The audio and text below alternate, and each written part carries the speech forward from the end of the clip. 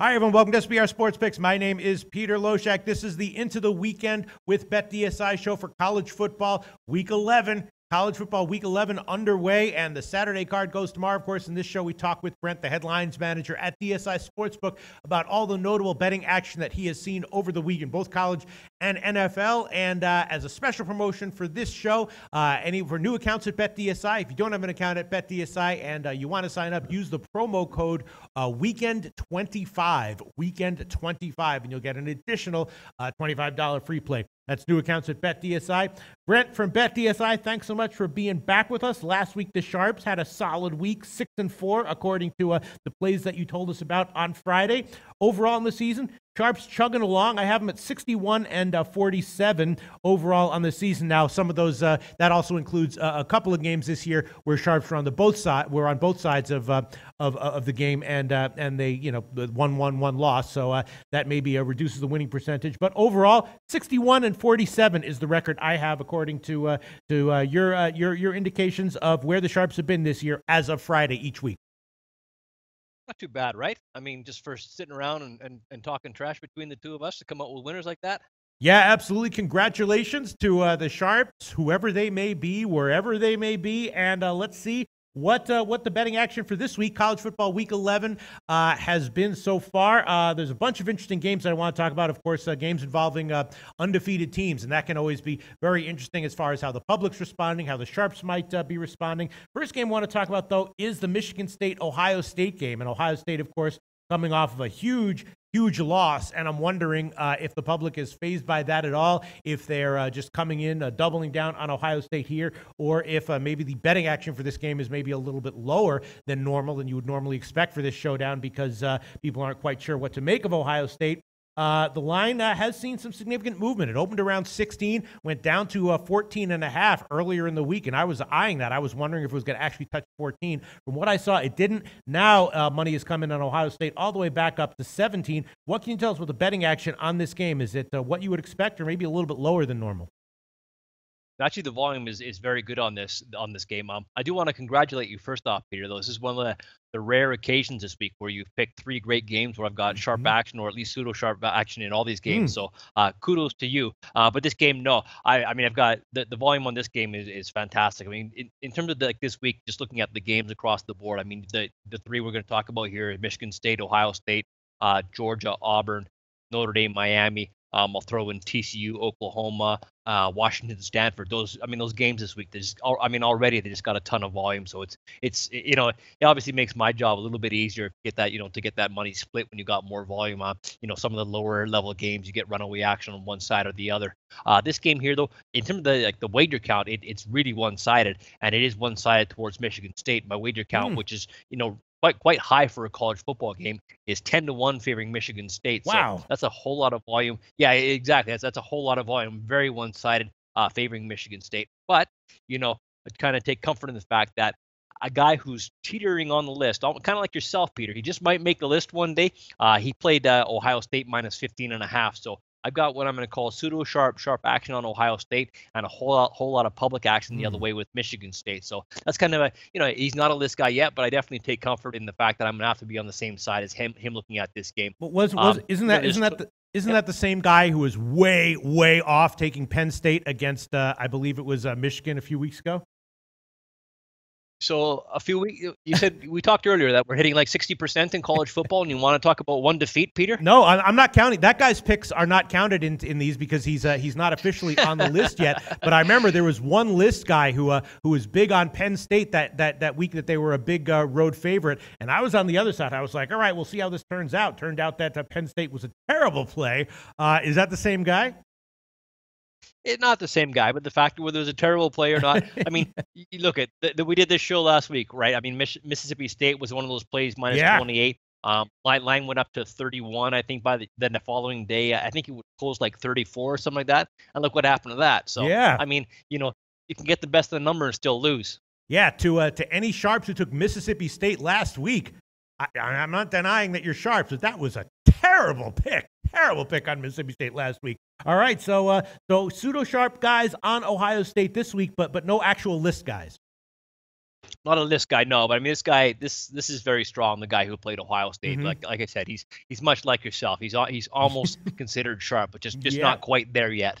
Well, I was actually, I bet Ohio State. I think I got 15. I took an early opening line, and I was actually kind of surprised to see it go down to 14.5. And I didn't give it as an official pick in the shows that I do. I was wondering if it was going to drop even further down to 14. And I guess the thing that shocks me the most, though, is that the public would be that heavily favoring an underdog, especially in a game that's involving, such a massively high-profile and usually public-favored team as Ohio State. That's shocking to me. I don't think I've ever heard of a game where Ohio State was a big favorite and the public was fading them 10-1. Yeah, no, I mean it happens sometimes, and I myself the same way in terms of some of these games. Like, I mean, I every single sharp play that comes through, I don't kind of go through and throw them all out there. I mean, there's a lot that come in through the week. This week's going to is a good example. I mean, I had sharp action on Colorado. They're at home to USC. Now, I mean, line's just kind of flattened out right now, and it's still sitting at 14. I'm kind of suspicious, so I'm not throwing that out there as one of the sharp plays of the week. But that's a game, for example, just to watch that I kind of watch, and if I see that number dropping, I know it's sharp action that way because you don't have to be a genius to figure out that I have a one-sided action in terms of my wager count favoring USC. I mean, right now it's about 5-1. But like I said, this guy, took Colorado plus 14, and I'm convinced that's a sharp side. But it's not what I'm going to call an official play for the purposes of the show right now. Right. Okay, well, the line is now 17, Ohio State. I bet Ohio State myself, and I'm happy to hear that a borderline list guy is also at Ohio State. Shocked to hear the public is loving Michigan State. We'll see where this line closes, and we will see what the end result is. Now let's talk about another interesting game, Georgia-Auburn. Obviously, Georgia undefeated, Auburn with 2 losses, but Auburn has played a tougher schedule. I was a little surprised to see Auburn as a home underdog when they opened, and this line has also gone a little bit up and down. It opened at 2, went up to 3, and now it's back down to 2. So I'm wondering, maybe did some sharps touch Auburn when it got up to 3? Well, maybe they did, Peter. Yes. Yeah, I did get sharp action on this one, and this is this again, this is going to be one of the highest bet games of the week for sure. I mean, it's got a ton of volume on this game. This sets up as what we talked about as listeners who've been watching the show for years know about the sharp and public split that we look for. I have a wager count 5-1 favoring Georgia. Right now, I'm actually at 1.5. There's a couple 1.5s out there. I do have sharp action, like I said. That came in on Auburn +3 and -0.5. So I mean, people say, the -0.5, the -110. It does make a difference though in the long run. This guy did grab Auburn +3, -0.5, and lo and behold, I also have sharp action on the total of this game. And this is one of the, I'm kind of feeling lucky right now, a little giddy that I've got sharp action on the over of this game, and I've actually got a wager count almost 3-1 favoring the under. So I mean, it's just not often that I get a wager count so heavy towards the under in terms of the public, but under count is almost 3-1 favoring the under. Sharp action came in on over 46.5. We're at 49 right now, so that's a good spot for me right now. Just sit and look at the side and total, going against the public and siding with the sharps. Wow. All right. Well, I was leaning Auburn and the under myself, so that's a 50-50 for me. But official sharp action on Auburn at +3. No official sharp action on Ohio State, but pretty clear sharp lean towards Ohio State. And then Notre Dame and Miami. Miami, of course, still undefeated. Last week, Miami opened as a pretty significant home underdog, took huge action. The line moved massively in their favor. They closed as a favorite. And, of course, we saw what happened. They covered the closer and the opener very, very easily. Notre Dame, though, we know they're usually a very public favored team, and this year they have been great ATS. So I'm assuming that the public is probably likely to bet Notre Dame here, despite the fact that Miami is undefeated. Last week you told us that some sharp action faded Notre Dame on Wake Forest, and that, of course, was accurate. But still, Notre Dame, a great overall ATS record on the year, and this line has also been bouncing around 3 throughout the week. I did see some 3.5, some 2.5, so maybe there was some sharp action on Notre Dame -2.5 and on Miami +3.5. Right now, it's solidly 3 market wide from what I'm seeing. What can you tell us about Notre Dame, Miami, Brent? I'm telling you that if you grab Miami +3.5, I'm going to label you as a sharp guy, Peter. No, I did. I personally did not. I just saw it market wide, and it's just it's not often that the line market wide bounces back and forth across a key number like this. Yeah, I mean, it's Notre Dame too. I mean, so you're going to get your public action that way, as you touched on, and you're bang on with respect to that. My wager count is like about 3-1 favoring Notre Dame. Now, again, I mean, this is it's a big game between a couple of big ranked teams. The action that I got on Miami was, again, a pseudo sharp action. It's not a guy who's on the list yet. I'm not the same guy who played the earlier Ohio State game, a different guy. So I've got a couple of guys that I'm still looking at in terms of whether they become list guys or not. But this guy's, a very, very, a very good customer in terms of, he does very well himself. I always consider like a good customer for me is a guy who loses a lot of money and keeps posting up, but he's very, very, very good. Like I said, this guy's probably going to be, on the sharp list by the time we come around and have this show next season. And he did grab Miami when it was at the +3.5. So not a list play, not a sharp guy who's on the list yet, but pseudo sharp Miami plus the 3.5. Interesting too. I've got a count favoring the under on this game as well. I don't often get counts favoring the under. We're sitting at 59.5 right now. That line basically it's gone up, so I'm thinking that sharp money somewhere must have driven that up because I've got more public money going under on this game, yet the total keeps going up. Now I can't say that it was sharp action that drove it up elsewhere, but it has gone from like around 57 to 59.5 where we are right now. Yet I've got a wager count favoring the under. All right. Interesting public action this week. Public's favoring the under in Notre Dame, Miami. Public's favoring Michigan State. As of right now, a lot of pseudo-sharp action. The only clear sharp action that we know about is Auburn +3 and the over 46.5 in that game as well. What else can you tell us about college football week 11, Brent? Got a little mixed bag of everything for you, and unfortunately or fortunately, however it is, some of these games are quite dogs. First off, not a bad game, not one of those dog games, is the total on the Florida-South Carolina game.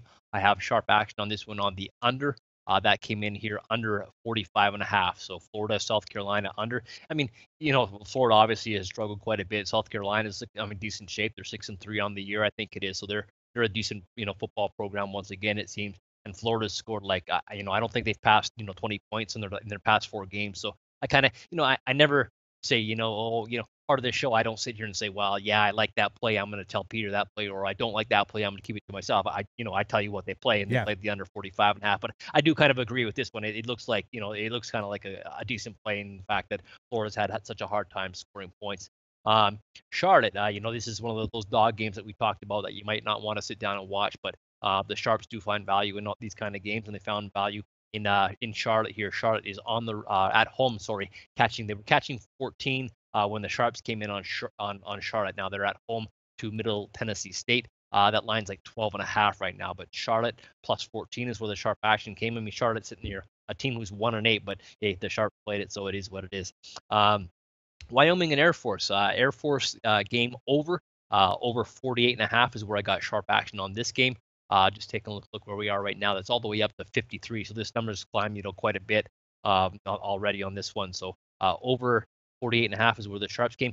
I did want to touch. Sorry, I did skip the Charlotte game. They actually played the total of that game over as well. Pardon me, Peter. Over 44.5. So I had Charlotte +14 and over 44.5 in that game. And the next one was Wyoming Air Force over 48.5.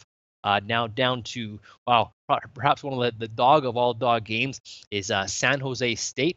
They're on the road at Nevada. So you're looking at 1-9 San Jose State catching 20.5 points when the Sharps played them. They're at the 1-8 Nevada. So not a barn burner with two teams who have only won one game each, but San Jose State +20.5 is where I got sharp action on that game. Mississippi State. Here's a game we probably could have talked about to open up the show. Mississippi State at home, of course, to Alabama. Another one of those games where we're going to get a ton of action on this one. I've got sharp action on the home dog, Mississippi State, when they're catching 14.5. So that's a good spot for us, obviously, because you can expect the fact that we're going to get a whole lot of money on Alabama. My wager count favors Bama almost like 5-1. So I've got a sharp public split there with the Sharps on Mississippi State +14. We talked about Auburn catching the +3 and the over 46.5. Down to Kentucky. Kentucky's another sharp side this week. Kentucky is playing at Vanderbilt. Catching 3 is where the Sharps came in. So Kentucky +3 is where we got sharp action there. Right now, Vanderbilt is a 2-point favorite at home, but +3 is where they found that value. And last but not least, another one of those kind of interesting games, I guess, is Texas San Antonio at UAB.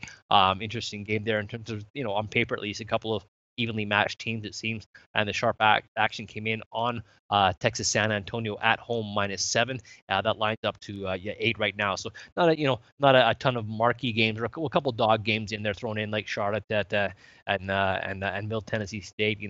But San Jose State, Nevada, a couple of doggies there. But we also got some decent games at Kentucky, Vanderbilt, the Auburn game, and of course we talked about to start the show in the Florida total. So a good mix of sharp action there, Peter. Yeah, thanks for all that information, Brent. The Mississippi State-Bama game was a game that I was thinking about including in the opening show. 3 games that we talk about, just because it was obviously a very, very notable line move there from 14.5 to 12.5, and I was thinking that has got to be indicative of certainly at least huge, non-sharp action on Mississippi State, if not sharp action. And Brent tells us that it was, in fact, sharp action on Mississippi State plus 14.5. And interestingly, Charlotte, again, taking sharp action. You told us recently that Sharps were on Charlotte against ODU, and they did cover. That was that famous game that finished with the final score of 6-0. This week, though, the Sharps liken Charlotte and the over in that game at 44.5. Very interesting stuff, Brent, as always. Once again, Weekend25 is the promo code you can use for new accounts at BetDSI. Brent from BetDSI Sportsbook, thanks so much. Talk to you next week for College Football Week 12. Hey guys, thanks for tuning in to our channel. Now, we've put a lot of work into producing all these free videos, so please help us out and keep all our content free for you forever by simply liking, sharing, commenting, and subscribing.